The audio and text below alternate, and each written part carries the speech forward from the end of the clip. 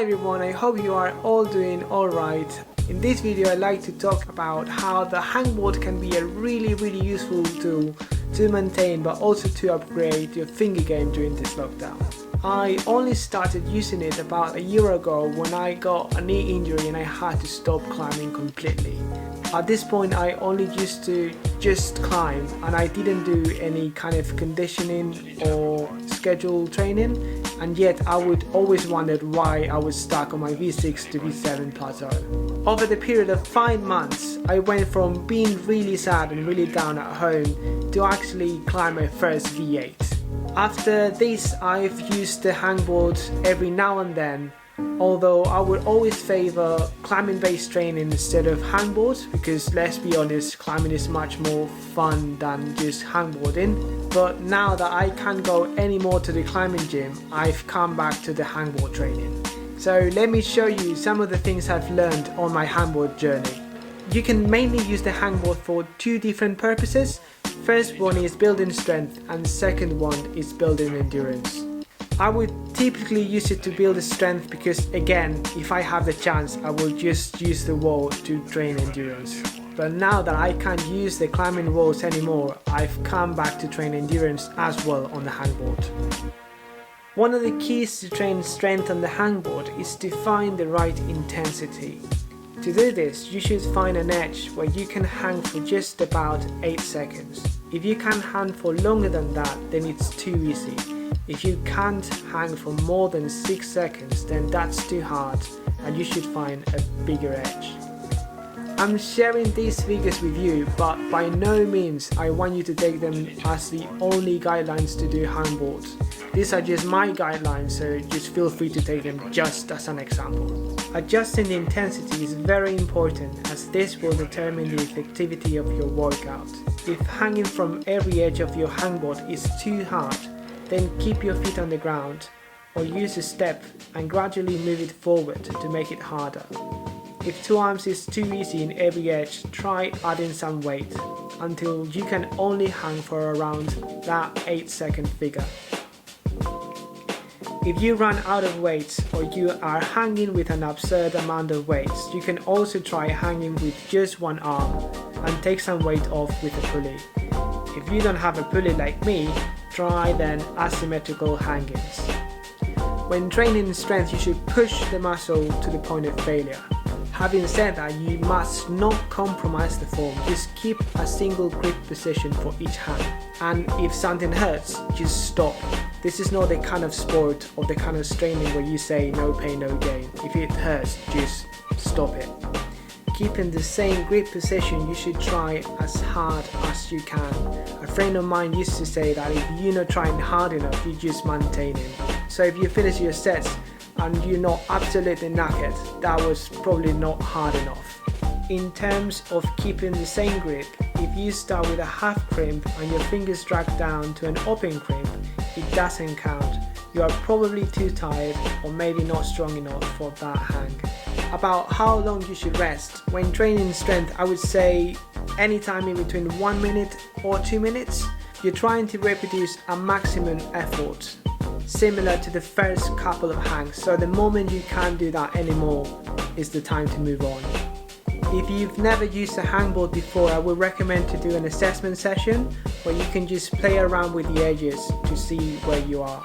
Remember though to keep the same grip position for each hang. If you want to train endurance, one of the best exercises I can think of is the 7 seconds on, 3 seconds off. I believe this has become the most popular endurance exercise I can think of, but it really works. So just hang for 7 seconds and rest for 3 seconds just to shake your hands or choke up if you need to. For timing the hangs, I use the Beastmaker app. I downloaded it a while ago and I've been using it ever since. You can create custom workouts, which is what I do. I use mainly 3 different hangboard workouts. The first one is called Pachi, which is mainly to train endurance. Then the second is called Shama, which is to train strength. And the third is called Ondra, and it's also to train strength, although this one is really hard. I'm aiming to finish it by the end of the lockdown. I mentioned before keeping the same finger grip position throughout the hangs. Regarding the finger grip position, I usually use the half crimp for strength training, where all my fingers are at 90 degrees, and I would use the 4-finger chisel where my index finger is straight to train endurance.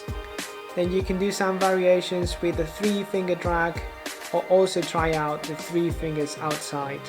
You should also engage your shoulders and your upper back. Don't hang with completely straight arms.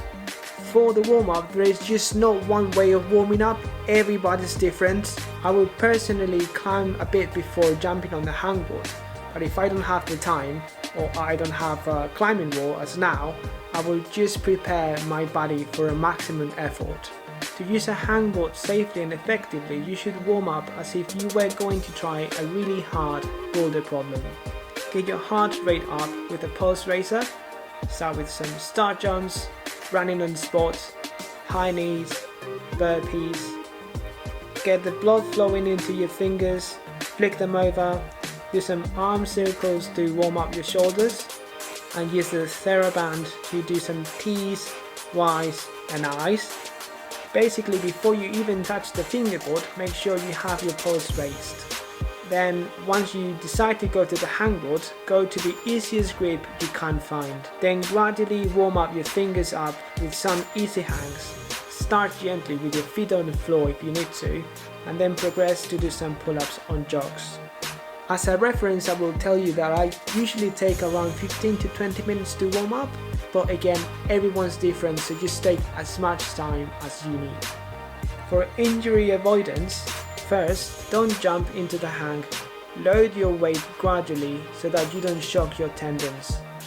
Second, avoid swinging while hanging, as this may cause your fingers to slip, overloading the rest of them and causing an injury. Third, use chalk to avoid slipping off unexpectedly. And fourth, if something hurts or doesn't feel right, just stop immediately. One of the best advice for hangboard training I can give you is to try hard and also to be organized. I wouldn't recommend to go full on if you're new to hangboard. I wouldn't do like 6 or 7 days a week. If you're like really anxious about climbing at the moment, just take it easy. Just do a couple of sessions a week, see how it goes, and then gradually do more and more sessions. One of the outcomes of hangboard training, apart from finger strength by itself, is that you will train your mind to try hard. You really have to want to hang in there, and you will push your limits both physically and mentally, which is a similar mindset to the one you have when trying to climb a higher grade. If you've enjoyed this video, please hit the like button, leave a comment, share and subscribe if you haven't done it already.